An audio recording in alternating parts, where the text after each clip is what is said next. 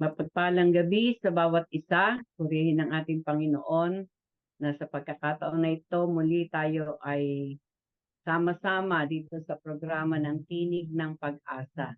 Praise God dahil sa pagkakataon na ito, lalo na po sa taong ito ng 2026, napakalaking pag-asa ang nais ng ating Panginoon na sabi nga ay hindi lang basta malaman natin kundi ito ay maranasan natin. Ako po ang inyong lingkod, Pastor Estela, dito po sa J. Blue, Maine.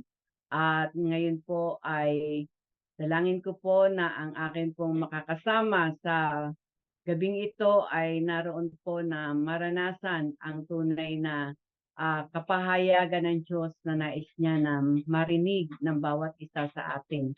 Kaya purihin po ang ating Panginoon. At sa pagkakataon pong ito, tunay nga na nais ng ating Panginoon na ang taong ito ng 2026 ay maranasan ang tunay na breakthrough na nagagaling sa Kanya. No? Ito po yung sabi nga ay deklarasyon sa taong ito ng 2026, ang breakthrough na nanggagaling sa ating Panginoon. At sa pagkakataon na ito, alam natin na sabi nga ay sa Tagalog po ng breakthrough, ito po ay yung tinatawag na pambihirang tagumpay, no? Ito po yung nais ng ating Panginoon na sa taong ito ay ating maranasan ang pambihirang tagumpay na nanggagaling sa Kanya. At sa oras pong ito, mayroon pong talata dito sa aklat ng Lucas, Kapitulo 13, talatang 11 hanggang 16, ang naroon na makikita natin na nakaranas ng tunay na pambihirang tagumpay na nanggagaling sa ating Panginoon. No? Kaya ito po, itong ating pagsasaluhan sa gabing ito. No? Ang sabi dito, Luke chapter 13, verses 11 to 16. Dito ay kinalagan o pinalaya ang isang babae na 18 years nang ginapos ng dyablo, no? Basahin natin. May isang babae roon na 18 taon nang may karamdamang sanhi ng isang masamang espiritu. Siya'y nakukuba at hindi na makaunat. Nang siya'y makita ni Jesus, tinawag siya at sinabi, "Magaling ka na sa iyong karamdaman." Pinatong ni Jesus ang kanyang mga kamay sa babae at noon din na ibalik ang dati niyang postura at nagsimula siyang magpuri sa Diyos. Ngunit nagalit ang tagapamahala ng sinagoga sapagkat nagpagaling si Jesus sa araw ng pamamahinga. Kaya sinabi nito sa mga tao, may 6 na araw na inilaan upang kayo'y magtrabaho. Sa mga araw na iyon, kayo pumarito upang magpagaling ng mga sakit at huwag sa araw ng pamamahinga. Sinagot siya ng Panginoon, mga mapagkunwari, hindi ba't kinakalag ninyo sa sabsaba ng inyong baka o asno at dinadala sa painuman kahit sa araw ng pamamahinga? Sa verse 16, ang anak na ito ni Abraham ay ginapos ni Satanas sa loob ng 18 taon. Hindi ba dapat siyang kalagan kahit na sa araw ng pamamahinga? Amen. Ang Diyos po magpapala sa pagkakabasa ng kanyang salita. Dito po sa mga talatang ito, purihin ang ating Panginoon. Makikita natin na may isang babae na kung saan ay 18 years o 18 taon. Ang sabi dito, nang may karamdaman. At ang karamdaman na yon ay sanhi ng isang masamang espiritu. No, hindi lamang ito naroon na basta physical sickness, kundi talagang ito ay gawa ng masamang espiritu, no? At naroon na ito'y tumagal ng 18 taon. Biro mo, napakatagal nun. Na ang sabi nga ay na ang babaeng yun ay nakukuba at hindi na makaunat, no? At sa pagkakataon na ito, makikita natin na ang babae ay nagkaroon ng tunay na breakthrough nung ang ating Panginoon ay naroon na sabi nga ay na-encounter niya, no? Na-encounter niya. Kaya, ang sabi nga dito, no?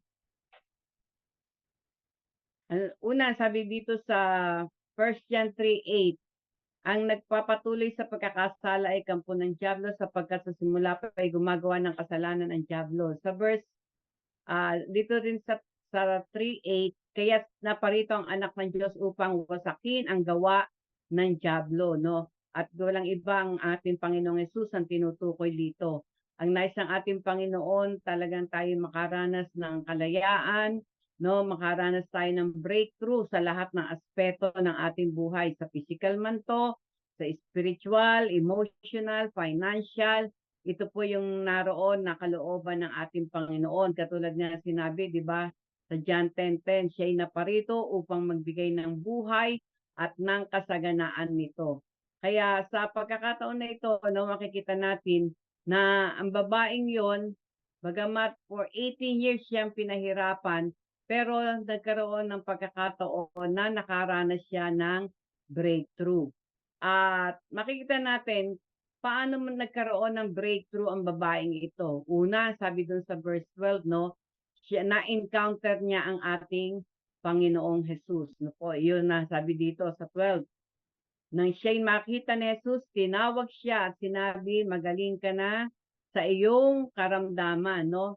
Naroon na siya ay nakita ng Panginoon, tinawag siya, no? Ibig sabihin, nagkaroon talaga siya ng encounter sa ating Panginoong Jesus, no po.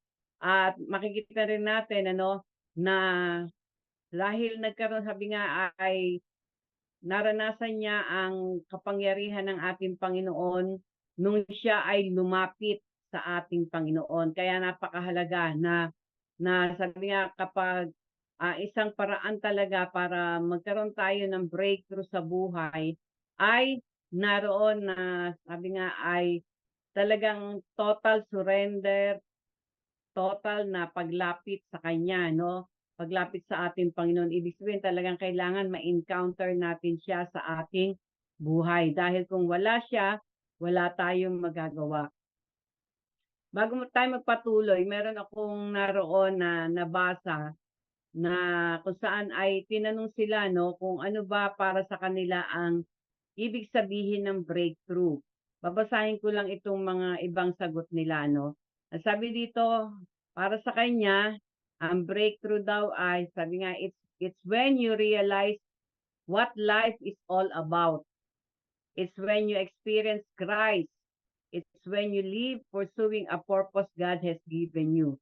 Para sa kanya, ang breakthrough ay naroon na makita ang tunay na buhay at ito nga ay ang ma-experience sa ating Panginoon, no? Magkaroon tayo ng tunay na experience sa ating Panginoong Hesus, maranasan natin yung tunay na buhay na nanggagaling sa Kanya. Sabi nga, lalo na yung assurance of salvation, katiyakan ng kaligtasan ng ating buhay. At sabi nga ay naroon din na, sabi nga, it's when you live pursuing a purpose God has given you. Para sa kanya, ang tunay na breakthrough ay yung mamuhay ayon sa kalooban ng ating Panginoon. Yung isa naman, ang sagot niya, ang breakthrough daw para sa kanya ay malampasan lahat ng problema. No matter how big it is within God's presence, no matter how hard it is, you can surpass all of it, no? Yung maranasan daw niya na sabi nga ay malampasan ang lahat ng problema kahit na gaano ito kabigat o kalaki, no? Ito ay para sa kanya, ito ang naroon na matatawag niyang breakthrough. At meron pang isa, ang sabi niya, when I found out the fact that God will never ever leave me empty and alone, that was the breakthrough for me. Naroon daw na sabi nga ay para sa kanya, yung malaman niya na hindi siya iniiwan ng Panginoon, no, na nag-iisa, ito daw ay isang malaki ng breakthrough para sa kanya. At ang isa naman, yung sagot niya, it is an unexpected blessing or answered prayer, result of being faithful to Him. No? Sabi naman ng isa, breakthrough is the success of our battle together with God. Yung isa, unexpected prayer. Ang isa naman, ang sagot niya, greatest gift from God, which is life. No? Ito pa, may tatlo pa dito. Ang sabi gano'n, when thinking your life is over and feeling hopeless, but He always make a way for you to keep on going and gives inner peace. Yon, yung maranasan daw niya yung tunay na kapayapaan na nanggagaling sa Panginoon. It is already a breakthrough for him, no? At ang sabi dito yung isa, go on with our life. Stay faithful and trust our Lord God is always there for us, guiding and perfect us with everything. Protect us with everything. At ang isa naman, ang pinakahuli, when God has answered our heart's desire by faith, amen. No, praise God. Dito makikita natin na iba't ibang sabi nga ay meaning ng breakthrough ang naroon na sabi nga sa pananaw ng marami, no? Kasi minsan nasasabi lang natin yung breakthrough kapag naroon na halimbawa katulad nitong babaeng to no, nakaranas ng himala na for 18 years ay nakalaya siya. It is a breakthrough for him or for her. Ano, meron naman yung iba, ang breakthrough naman na kanilang sinasabi ay kapag nagkaroon sila ng financial breakthrough o yung talagang overflowing blessing. At ang karamihan naman ay yun nga, yung sa emotional, no? Kaya sa pagkakataon na ito, makikita natin na sa ating Panginoon, ang nais ng ating Panginoon, in all aspects of our life, ay talagang maranasan natin yung breakthrough, yung talagang, ang sabi nga ay pambihirang tagumpay, no? Naroon talaga yung, sabi nga ay kamangha-mangha na kung wala siya, wala tayong magagawa. Ang isang ano nga nito ay talagang yung total dependent natin sa Panginoon. Dito natin mararanasan ang tunay na breakthrough, yung tunay na encounter. Kaya ito po yung napakahalaga. Katulad ng babaeng ito, no? 18 years siya na pinahirapan ng masamang espiritu na yon. Pero nung ma-encounter niya ang ating Panginoong Yesus, lumapit siya kasi tinawag nga siya ng ating Panginoon. Lumapit siya at siya ay naroon na sabi nga ay hinawakan, no? Sabi dito, tinawag siya at sinabi, magaling ka na sa iyong karamdaman. Ipinatong niya ang kanyang mga kamay sa babae at noon din na ibalik ang dati niyang postura. No? Kaya dito makikita natin na talagang kakaiba yung ano no yung encounter niya sa ating Panginoon. Naroon na tinawag siya at siya naman ay lumapit at pinatungan siya ng kamay, talagang habi nga ay naranasan niya yung healing touch, no? Yung deliverance touch ng ating Panginoon. Kaya yun yung una na napakahalaga.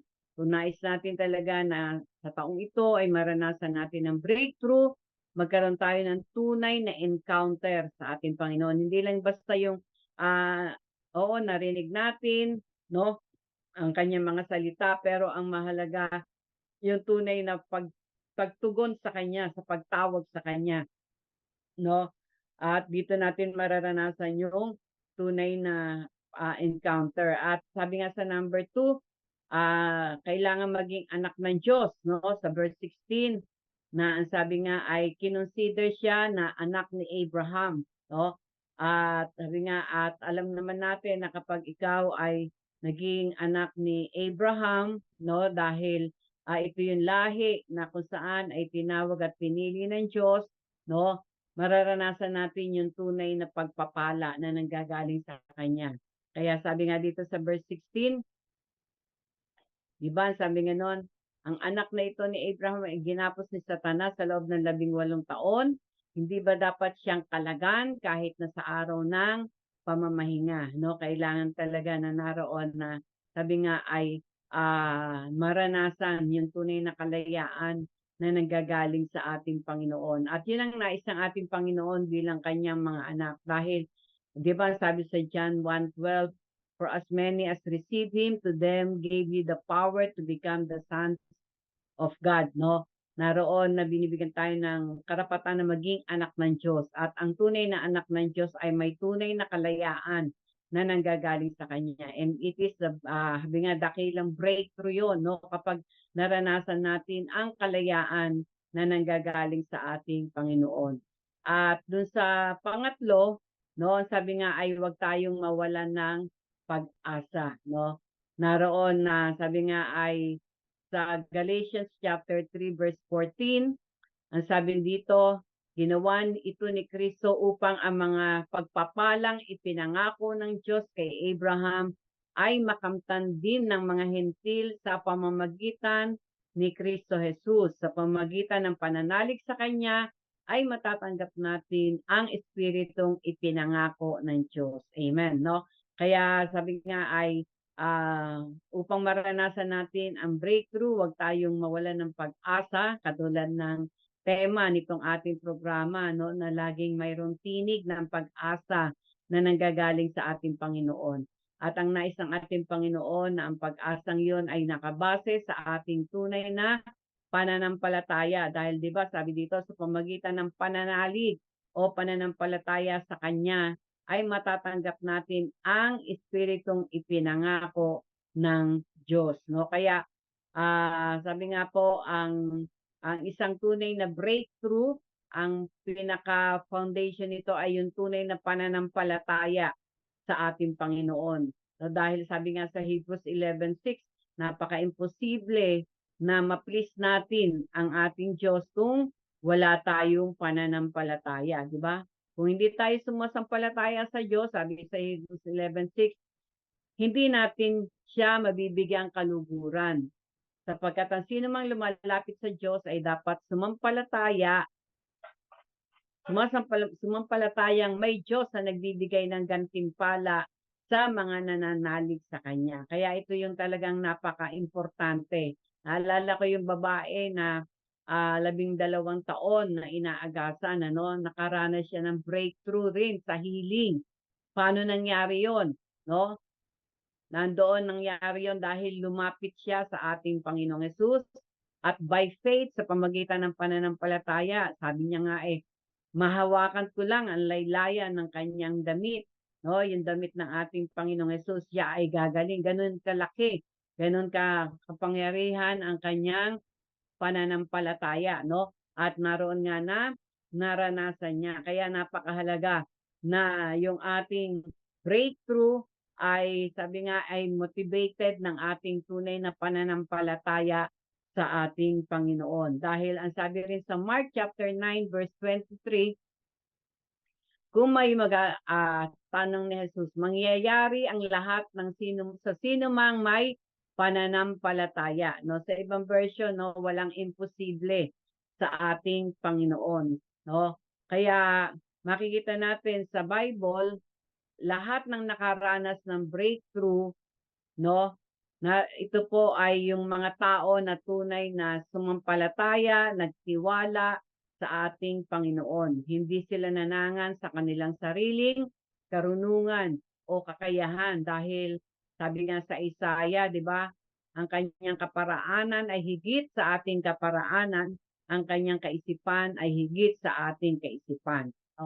At ang isa pang halimbawa na breakthrough na naranasan na sa banal na kasulatan ay noong sabi nga ay mapabagsak ang Wall of Jericho, no?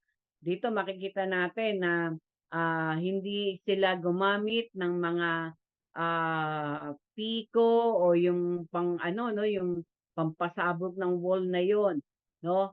Ang ginamit nila ay yung pananampalataya at pagtitiwala sa sinabi ng Diyos na ang sabi sa kanila, ikutan lang ng 7 beses, no, yung Wall of Jericho na yon, at sa ika-7 beses, 7 beses pa rin nila sila umikot, no? Kung titingnan natin minsan ang naroon na payo o instruction ng Diyos ay parang napaka-imposible o kaya napaka-simple, pero alam nyo doon sa kasimplihan ay naroon na, sabi nga doon kumikilos ang Diyos, no, para ipahiya sabi nga, ang karunungan ng tao. Dahil ang sabi nga po ay ang karunungan ng tao ay kamangmangan lamang sa Diyos.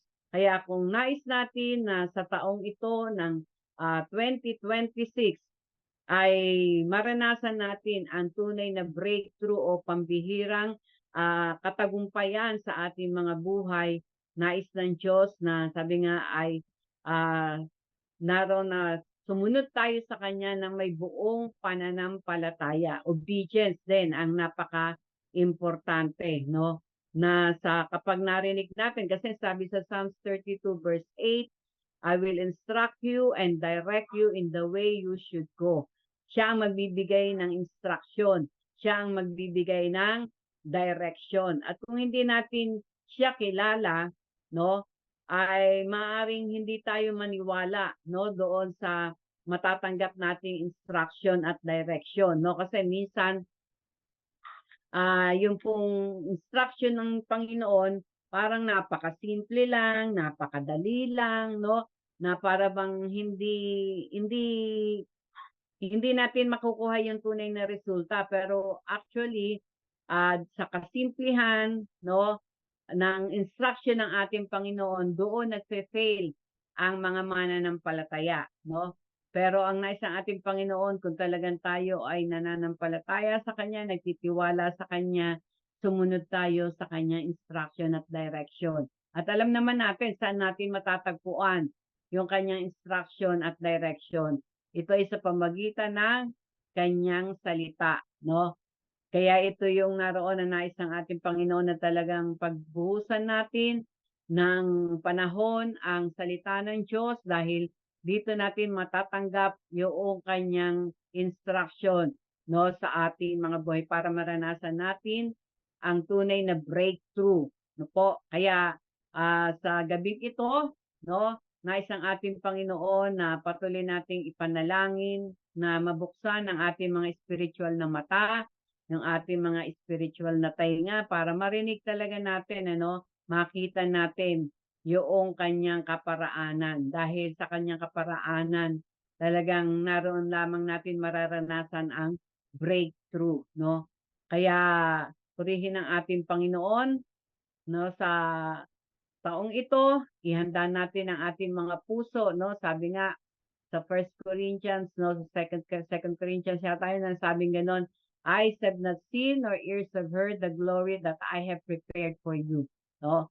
Sa breakthrough po na ito, na nais ng ating Panginoon, nais niya na maging excited tayo dahil may mga bagong bagay siyang gagawin sa ating buhay, no?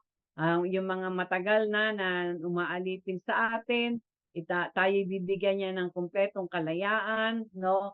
Kumpletong kagalingan. It is a year of breakthrough for each and every one of us, lalo't higit sa ating spiritual na buhay. Kaya purihin ang ating Panginoon sa pagkakataon na ito. Ano man yung iyong pinagdaraanan natin ngayon, no? Naroon na wag tayong mawala ng pag-asa. Lagi nating tatandaan itong programa na ito na laging may tinig ng pag-asa na nanggagaling sa ating Panginoon. Amen? Kaya praise God, tayo ay manalangin. Ama namin Diyos, sa pangalan ng aming Panginoong Yesus, marami pong salamat dahil ang taong ito ng 2026 ay a year of our breakthrough. So God, sa lahat ng aspeto ng aming buhay. At alam po namin, Panginoon, na marami kang inihanda. Lord, nakahanda na ang lahat, Panginoon. At ito'y nalakaran na lang namin, Panginoon, ang mga breakthroughs na ito sa pamagitan ng pagsunod sa inyong kalooban, sa pamagitan, Panginoon, ng pagtitiwala sa inyo, sa pamagitan, Panginoon, ng hallelujah, ng pag-i-inquire sa inyo, Panginoon, katulad ng sinabi sa Proverbs 3, 5, and 6, that in all our ways, we will acknowledge you and surely you will direct our path, O God. Lord, salamat. Lord, we are excited, Lord, sa mga gagawin niyo, Panginoon, sa taong ito ng 2026. We will experience the breakthrough, O God. Hallelujah, ninihanda niyo na para sa bawat isa sa amin. Maraming po salamat, Panginoon. Hayaan niyo po, Diyos, na patuloy ka namin ma-encounter sa bawat araw ng aming buhay. Lord, maranasan namin ang inyong pagsama, maranasan namin, Panginoon, ang inyong paggabay at pag-iingat. Purihin ka, Panginoon, pinasasalamatan ka namin, pinagkakatiwalaan ka namin sa lahat, Panginoon. Yes, oh Lord. Truly, Lord, ngayon pa lamang, Panginoon, sa mga breakthroughs na yon na inihanda nyo, oh Lord, kami po ay taos-puso na nagpupurit, nagpapasalamat na sa inyo, Panginoon. Maraming, maraming, maraming pong salamat. Truly, Lord, all the glory, all the honor, all the praises belongs to you alone. In Jesus' name, amen and amen. Praise God. Purihin ang Panginoon at expect greater things from our God. Expect our breakthroughs this year 2026. Amen. God bless us all and good night. Amen.